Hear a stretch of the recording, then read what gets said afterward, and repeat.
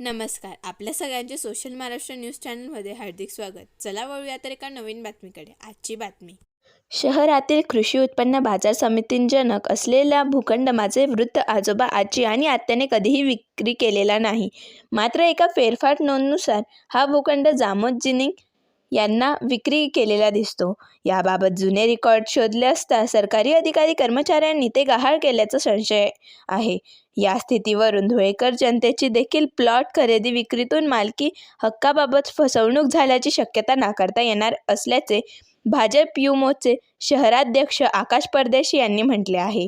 याबाबत त्यांनी जिल्हा प्रशासनाला निवेदन दिले. तसेच जिल्हाधिकारी कार्यालय आवारात निदर्शने करीत लक्ष वेधून घेतले. आज कलेक्टर साहेबांना निवेदन देण्यासाठी आम्ही आलेलो आहे. भूखंड 37 पैकी क्षेत्र 69 आर छबुसिंग गणपतसिंग परदेशी यांची माझे आजोबा असून त्यांची जागा असून ती जागेचं भूखंड जामोद जिनिंग दत्ता फॅक्टरी यांना विकण्यात आलेली असं त्यांनी म्हटलेलं आहे. पण अधिकारी कर्मचाऱ्यांच्या फेरफारानुसार